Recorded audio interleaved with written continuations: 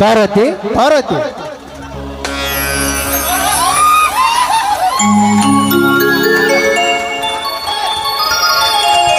ಬನ್ನಿ ಸ್ವಾಮಿ, ದೇವರಿಗೆ ನಮಸ್ಕರಿಸಿ ಪ್ರಸಾದ ತೆಗೆದುಕೊಳ್ಳಿ. ನೀವು ಧರಿಸಿಕೊಂಡ ಆ ದೇವೇಂದ್ರ ದೇಸಾಯಿ ನಮ್ಮ ಹತ್ಯೆ ಅಂಗಡಿ ಸಾಲ ಕೊಟ್ಟಬಿಡಿ ಎಂದು ಪಟ್ಟಿ ಮಾಡಿದ 40,000 ರೂಪಾಯಿ ಮುರಿದು ಹಾಕಿಬಿಟ್ಟ ಪಾರ್ವತಿ, ಮುರಿದು ಹಾಕಿಬಿಟ್ಟ.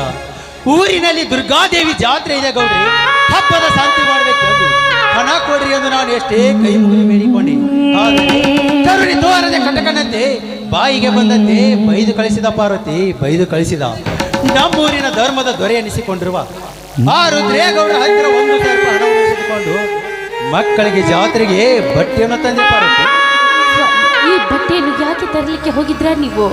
ಅದೇ ಸಂತಿವನ್ನು ಮಾಡಿಕೊಂಡು ಬಂದಿದ್ರೆ 1 ವಾರ ಊಟಕ್ಕಾದ್ರೂ ಆಗ್ತಿತ್ತು ರೀ. ಪಾರ್ವತಿ, ಹೊಟ್ಟಿಗೆಲ್ಲದಿದ್ದರೂ ಈ ಸಮಾಜಕ್ಕೆ ತಿಳಿಯುವುದಿಲ್ಲ. ಇರುವ 2 ಮಕ್ಕಳಿಗೆ ಜಾತ್ರೆಗೆ ಬಟ್ಟೆ ಇಲ್ಲ ಅಂದರೆ ಈ ಸಮಾಜ ಏನನ್ನಬಲ್ಲದು ಪಾರ್ವತಿ. ಇರಲಿ ಬಿಡು ಪಾರ್ವತಿ, ಈ ನಮ್ಮ ಬಡವರ ಕಷ್ಟ ಇದ್ದಿದೆ.